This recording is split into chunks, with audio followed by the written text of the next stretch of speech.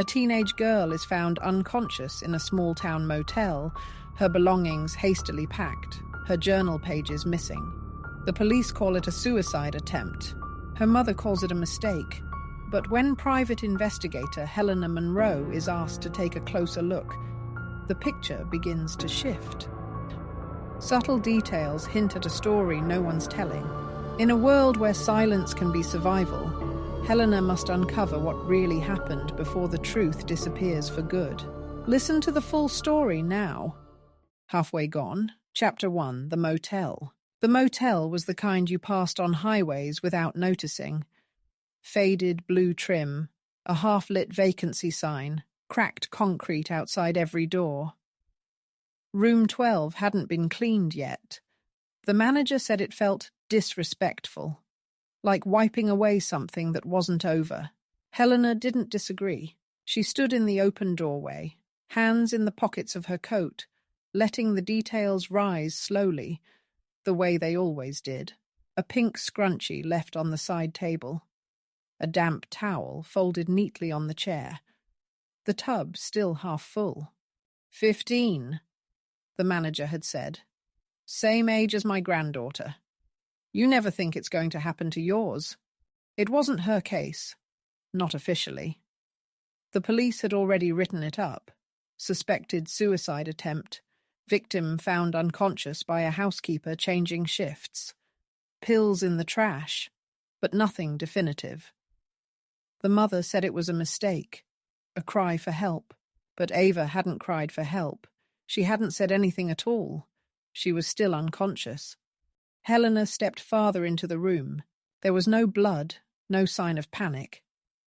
The motel TV was turned to a cartoon channel with the volume all the way down. A tray of fries had gone cold on the bedside table. She didn't believe in scenes that told you everything. Real life didn't work like that. But it did leave fingerprints. In silence, in things slightly out of place. The closet door didn't close all the way. Inside, a black hoodie was tucked around a backpack. She pulled it out slowly. No ID, no phone. Just a journal. Spiral-bound, water-warped. The first page was blank. The second was worse. I'm not crazy. I'm not crazy. I'm not crazy. Scrawled down the page like a punishment. Helena? She turned. Naomi, Ava's aunt, stood just outside the room, pale, tightly coiled. Helena hadn't seen her in years, not since a custody case in Portland. She's still not awake, Naomi said. They don't know when or if she'll come back. Helena looked at her. You don't think it was suicide? Naomi shook her head slowly. Ava was finally getting better, stronger. She'd just started talking about her dad again. Melanie didn't like that. Helena's eyes narrowed. Do you think her mother would hurt her? Naomi didn't answer. She didn't need to. Helena looked down at the journal again. Her thumb rested on the edge of the third page. The ink lighter, the handwriting smaller. She says I forget things. I think maybe I don't. Chapter 2. The Perfect Picture. Melanie Connor lived in one of those subdivisions with names like Deerfield Ridge or Meadow View. Places where every house had the same porch light, the same colour mailbox, the same expectation that nothing bad ever happened here. Helena pulled into the drive at 3:12 p.m. Melanie had replied to her message with an almost apologetic, I suppose it's fine if Naomi asked you to check in. I just don't want Ava's name being passed around. There was no exclamation point, just a period at the end. The door opened before Helena knocked. Ms. Monroe? Melanie was trim, mid-40s, in jeans and a slate-grey sweater. Her blonde hair was straightened, tucked behind one ear. Not a single strand out of place. Not a hint of mascara smudge. I just put on tea, she said. Would you like some? Helena nodded. Sure. Inside, the house smelled like jasmine and furniture polish. The living room looked as if it hadn't been used in months. Family photos stood arranged on the mantel like showroom pieces.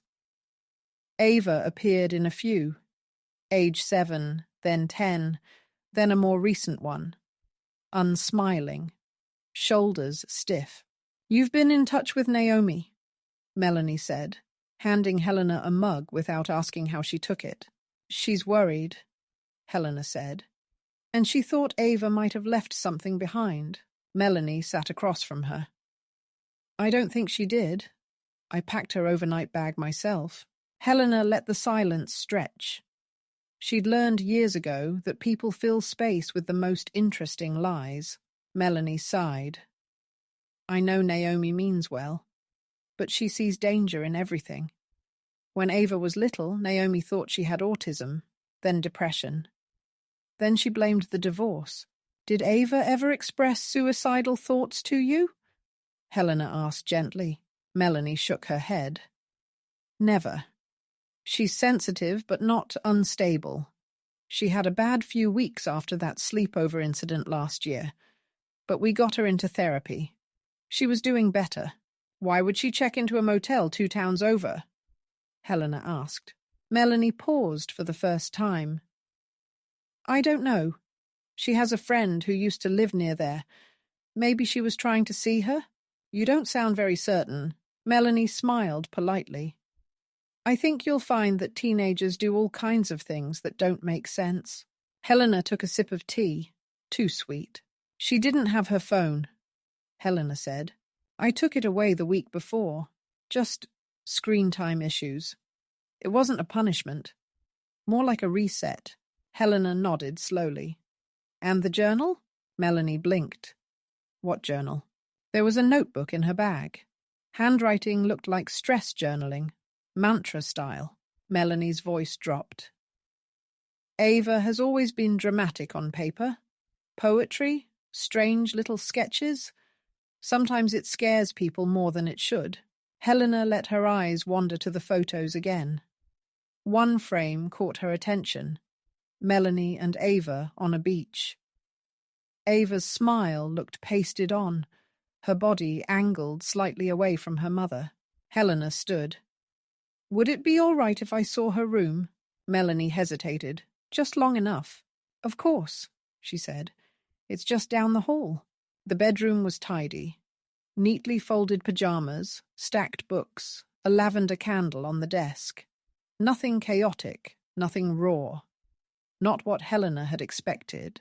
Then she noticed the window. The blinds were clipped closed, and behind them, the lock was missing. She crouched beside it, tracing the frame. "Old latch broke last fall," Melanie said from the hallway. "We just never got around to fixing it."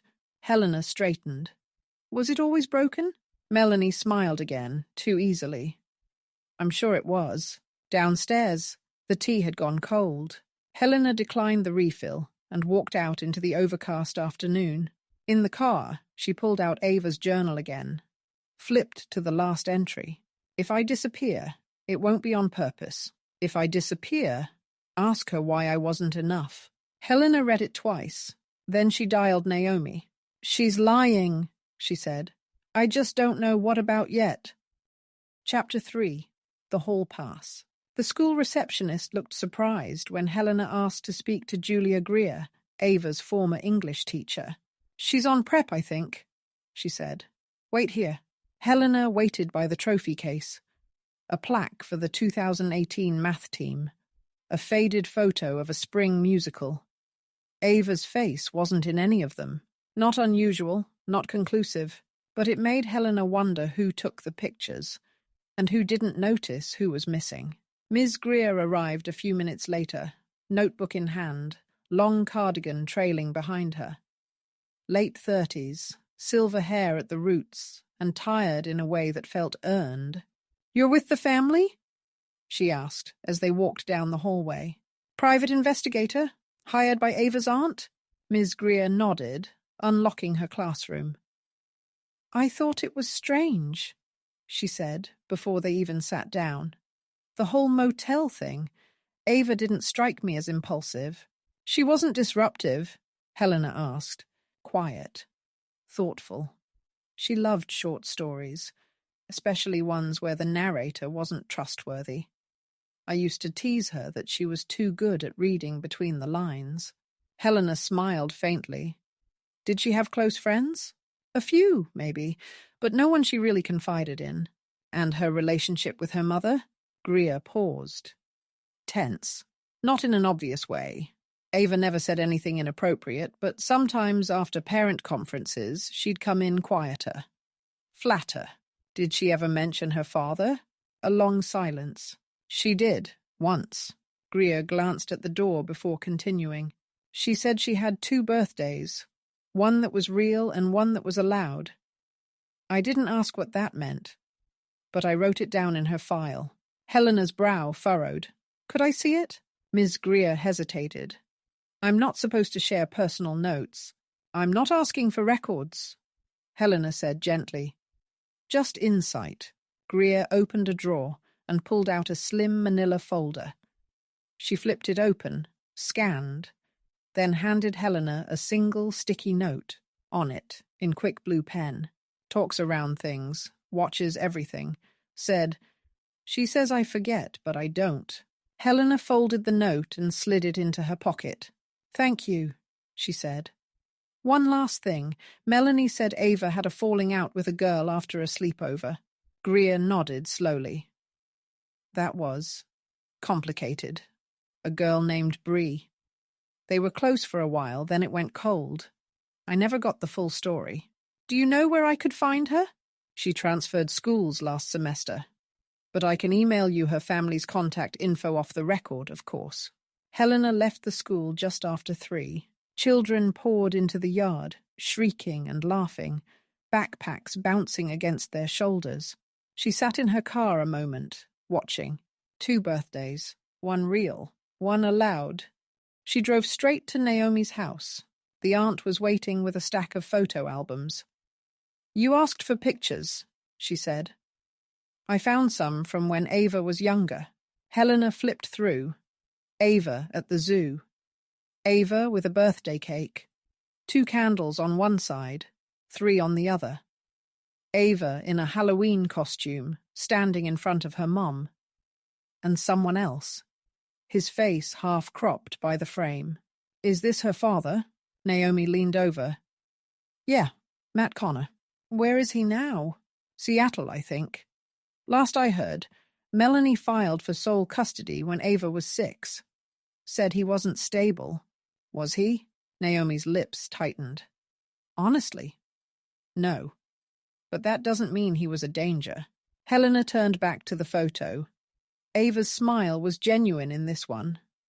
Her arms wrapped tight around her dad's neck. Something buzzed in her pocket. An email. From Julia Greer. Subject. Found this in my drafts. Never sent it. Don't know if it helps. Attached was a photo of one of Ava's in-class essays. A reflection piece. Helena clicked it open. Sometimes the scariest thing isn't being alone. It's being watched all the time and knowing no one will believe you when you say something is wrong. Chapter 4. The Missing Pages. The number Naomi gave her still worked. Helena dialed from her car in the grocery store parking lot. Quiet, discreet. She didn't want to be overheard. Hello? The voice was low, cautious. Matt Connor? A pause. Who's asking? My name is Helena Monroe. I'm looking into what happened to your daughter, Ava. The line went very still. Then, is she alive? Yes, Helena said. She's still in the hospital, but unconscious.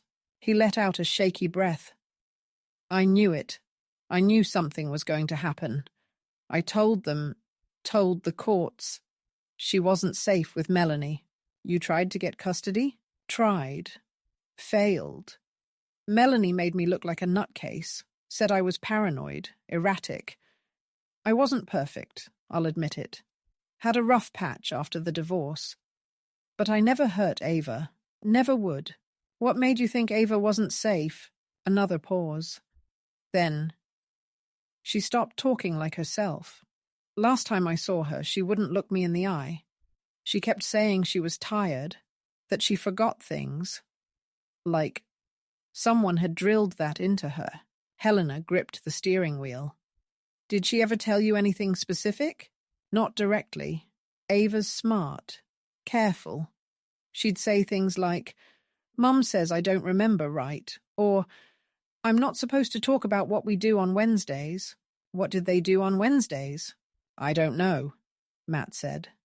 I think Melanie took her out of school sometimes, said it was for appointments. But Ava never said what kind.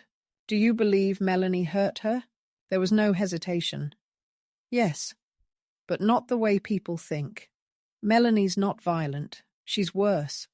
She gets in your head, makes you doubt what's real. Helena exhaled. If Ava wakes up, will you come see her? I'll be there the same day. You don't even have to ask. They ended the call quietly. Back in her apartment, Helena laid out the evidence like puzzle pieces. The motel, too far to be random. The journal, repetitive, paranoid, begging to be believed. The mother's perfect grief. The teacher's observations. A father with no legal rights and a mountain of guilt. And Ava, silent, watching everything. Helena pulled out the scanned essay again and read it more slowly. Sometimes the scariest thing isn't being alone. It's being watched all the time and knowing no one will believe you when you say something is wrong.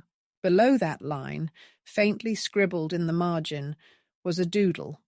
A box, inside a box, inside a box. A maze? A room? A metaphor? She wasn't sure. Her phone buzzed again. Naomi. She's awake, she said. Ava's awake. Chapter 5. The Quiet Room. Helena hated hospitals. Always had. The static hum of machines. The smell of antiseptic and old coffee. The way everyone spoke in softened voices, as if the walls were listening. Ava was in a corner room on the 4th floor. Naomi met her outside the door. She's awake, but she's slow, Naomi said. Dazed. They say that's normal. Has Melanie been here? Naomi hesitated. She came last night, stayed for 10 minutes, said Ava needed rest. And how did Ava react? She turned her face to the wall and didn't say a word. Helena nodded and pushed the door open. The room was dim, the blinds halfway drawn.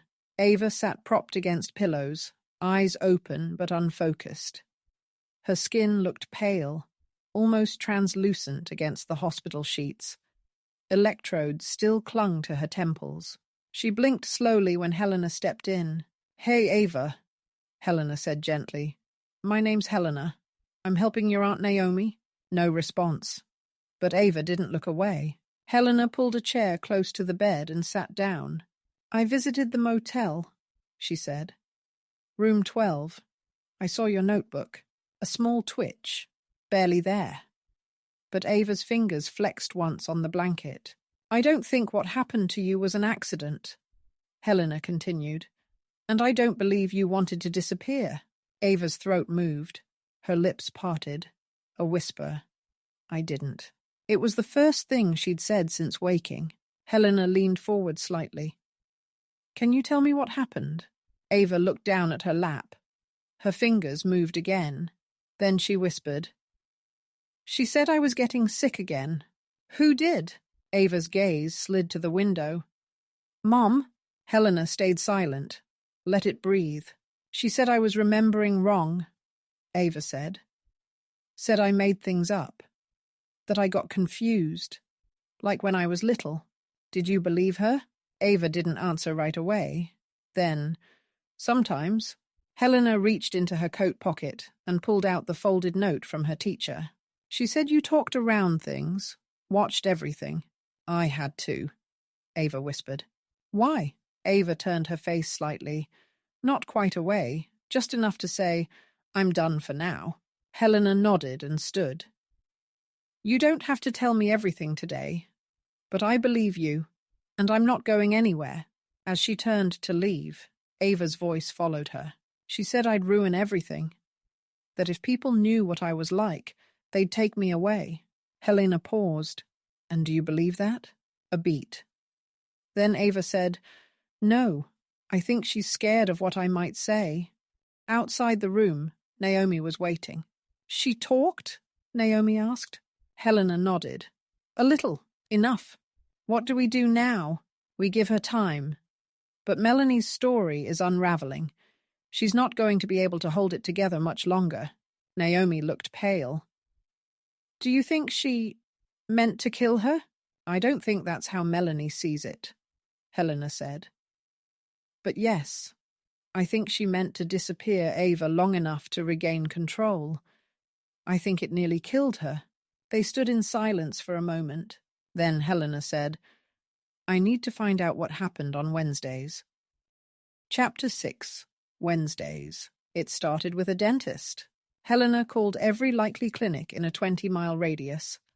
Just a routine check. Had Ava Connor been a patient? The first 5 had no record. The 6th paused, then said, She came in 4 or 5 times last year. But her mother always made the appointments. Said Ava had anxiety and didn't like waiting rooms. They came on Wednesdays, right before lunch. Always the same time. Was anything wrong with her teeth? A longer pause. No, the receptionist said. Not that I remember. Next came the therapist. Melanie had said Ava was in therapy, that she was doing better. Helena requested a list of local clinics and narrowed them by proximity to the dental office. One stood out, a discreet private practice just 3 blocks away. No signage, only initials on the door. LM, Helena called. The receptionist answered like she was guarding state secrets. I'm looking into a young patient, Ava Connor. She may have been brought in by her mother. I can't confirm anything, the woman said immediately. I'm not asking for records, Helena replied. Just to know if someone under that name was brought in. It could be a matter of safety. A pause. Then, I'll pass your number to the therapist. It took 2 hours, but eventually her phone rang. Low voice, controlled, male. This is Dr. Marcus Lyle. You called about Ava Connor. Yes, I can't speak about her directly. But I can say this. Some children are brought to therapy not because they're unwell, but because someone needs them to seem that way. Helena's grip tightened on the phone.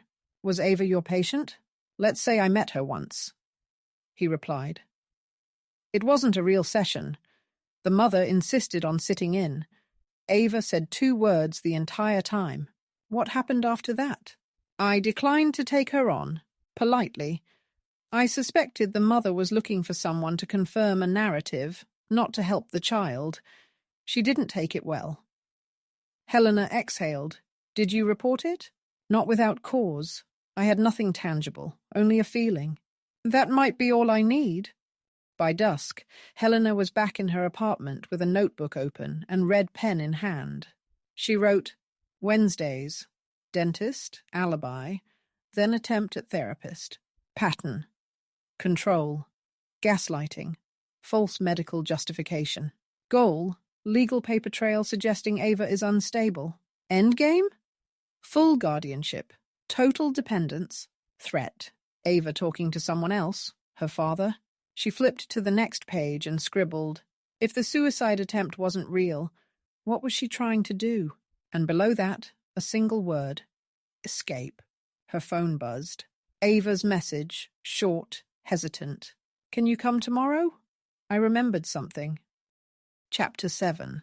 I remember. Helena brought coffee for Naomi and a smoothie for Ava, not because either asked, but because she believed in small gestures. They made things easier when the conversation got hard. Naomi stepped into the hallway as Helena entered. Ava was already sitting up, her hair pulled into a loose ponytail, the hospital band still wrapped around her wrist. I remembered something, Ava said without greeting. Helena sat down, nodding for her to go on. Ava looked at the smoothie but didn't reach for it. It was after school, last spring. I'd left my math book at home and Mum was at work, so I biked back. She hesitated. I came in through the back door, quiet. She didn't hear me. Helena stayed still. She was on the phone, in the living room. I didn't mean to listen, but she said my name, and then she said, no, not yet. She still thinks it's her idea. Helena's breath caught. Ava looked up. I went to my room. Didn't say anything. That night she gave me tea. I fell asleep so fast. Next thing I knew, it was morning, and she said I'd had a panic attack. Helena's stomach turned. Do you remember what she put in the tea? No, Ava whispered. But it made me dizzy. That happened more than once. Helena jotted a note, then folded her hands. Have you ever told anyone else this? Ava shook her head. Did you write about it? In the journal? Ava's eyes narrowed slightly. I tried, but pages went missing. Helena froze. You're sure? Yes. I hid it in the closet. She never let me lock my door, but I tucked it behind my backpack. One day, 2 whole entries were gone, just ripped out. Helena felt something sharp click into place. Do you remember what they were about? One was about Wednesdays. The other. She faltered. I wrote about a game we used to play when I was little. The quiet game. But it was weird. It wasn't really a game. She'd say I had to prove I could be trusted. That people only love children who don't complain. Helena exhaled slowly. That's not a game, Ava. That's control. Ava looked down. She made me think I couldn't trust myself. But you can. Helena said gently. You just did. You remembered. Ava didn't cry, but her fingers clenched into the blanket. She's going to come back, Ava said. She always does. Helena met her eyes. And when she does, I'll be here. You're not alone in this anymore. Later that day, Helena sat in her car with the windows cracked. She played back Ava's words in her head. The tea, the quiet game, the pages missing. There was enough now. Enough to move forward, enough to protect Ava legally. But not enough to understand the motel. Not yet. She pulled out her notes and circled one word.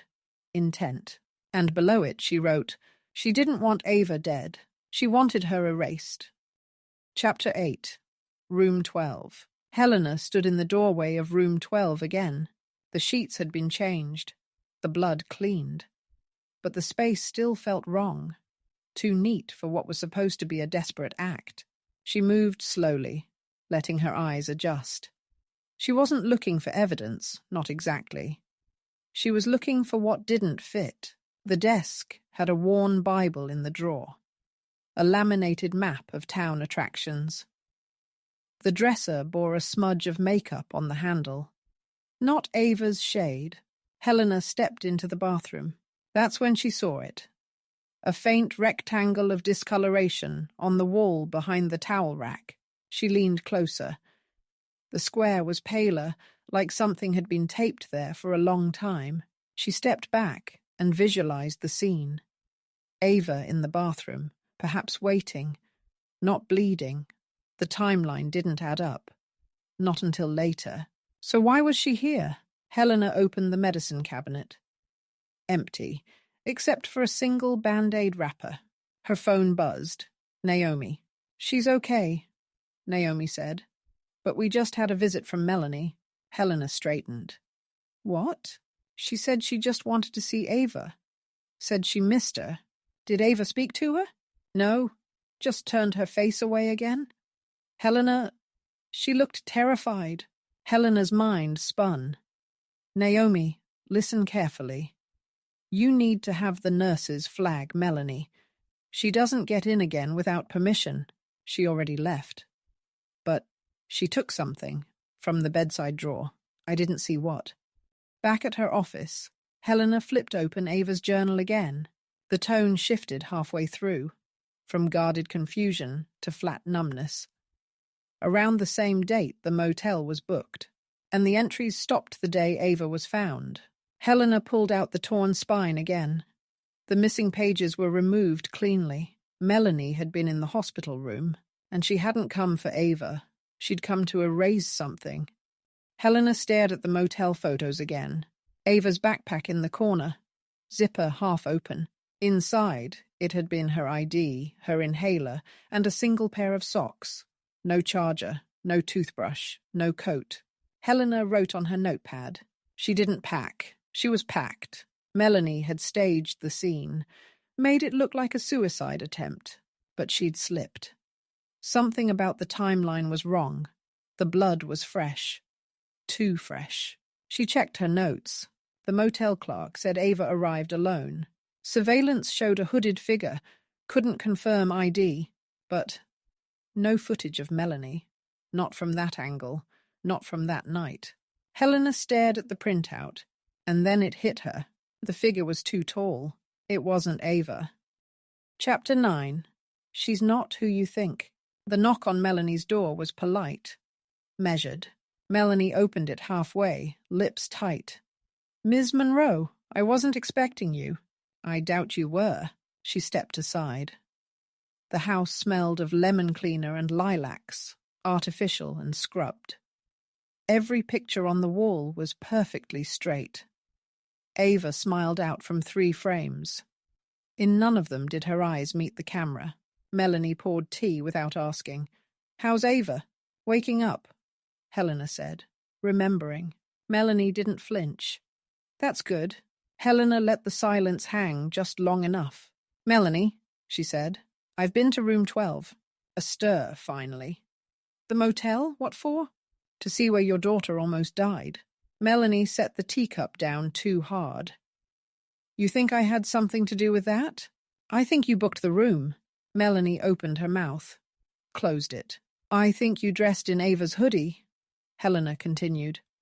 "Walked into that motel under her name and staged the scene. You packed her things, gave her just enough sedative to keep her under, not to kill, just to quiet. Then you left her there, hoping she'd be found before anything permanent happened. Enough to scare her, enough to make her pliable again." Melanie stood very still. Her face didn't move, but her fingers curled. "You don't understand," she said finally. "She was slipping away from me, talking to Matt, asking questions, saying I was making things up. I couldn't let that happen. She's sick. She doesn't remember things right." Helena tilted her head. "Or maybe she remembers perfectly, and you don't like what she sees." "She was my whole life." Melanie's voice cracked. "Everything I did was to protect her. The world doesn't care about girls like Ava. They chew them up. I kept her safe. I loved her."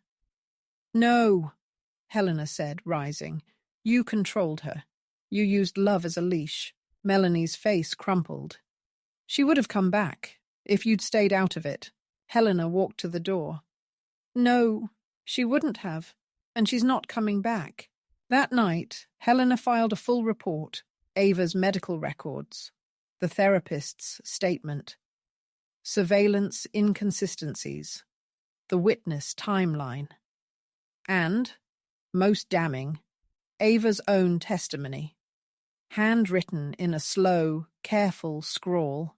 She said, "I was broken, but I'm not. I just needed someone to believe me." When detectives arrived at Melanie's house the next morning, she didn't run.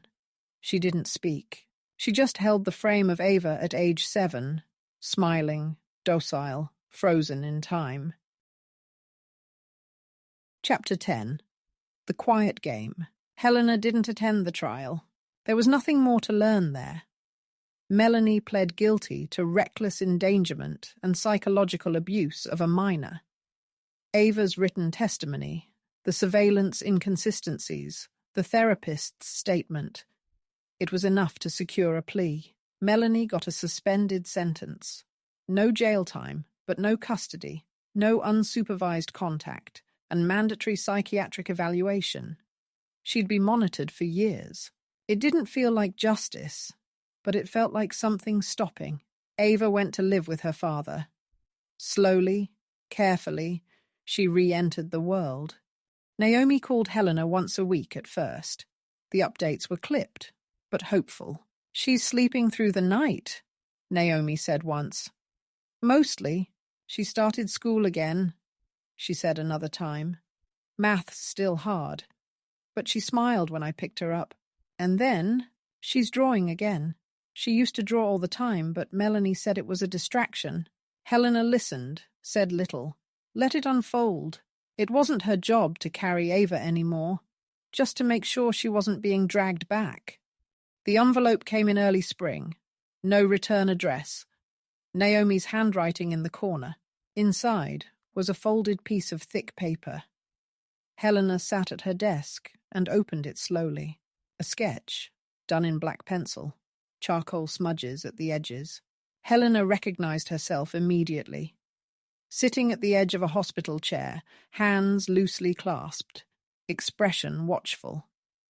The lines were sharp, but unforced, like someone had really seen her. At the bottom, Ava had written, "People only love children who don't complain." Then, crossed out in darker pencil, "No." And beneath that, "People love children who survive." Helena stared at the page for a long time. Then she pinned it to the corkboard above her desk, next to a photo of a case file that had gone cold 5 years ago, and a string-tied envelope from a man who still claimed his wife had drowned by accident. The sketch didn't belong with the open cases, but it didn't belong filed away either. On a Sunday morning, weeks later, Helena found herself parked outside a bookstore in town. A girl was sitting on a bench near the window, flipping through a paperback. Brown braid down her back. Sneakers. Smudges of graphite on her fingertips. Ava. Naomi sat on the bench beside her, drinking something from a paper cup. They didn't see Helena. She didn't get out of the car. She just watched them for a moment. Sunlight on Ava's face. That tentative laugh as she nudged Naomi's arm with a joke. Helena smiled, but it didn't quite reach her eyes. This was the part no one saw. The rebuilding, the rewriting of a self. The ache of remembering and the scar of silence. Because that was the thing. Silence wasn't always safe. Sometimes it was a weapon. Sometimes it was survival. Back in her apartment that evening, Helena sat by the open window. Rain on the sill. Wind chimes somewhere below. She flipped open a new notebook and wrote 3 words across the top of the page. The quiet game.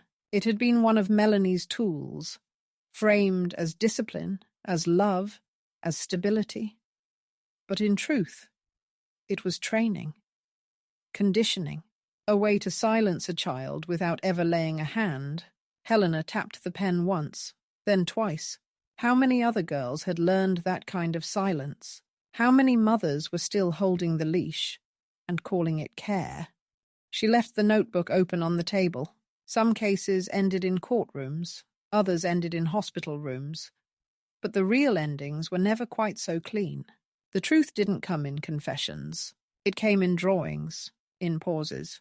In the first time someone dared to speak and knew they'd be believed. End of chapter and end of book. Like and subscribe to support our channel and to listen to more intriguing investigative stories.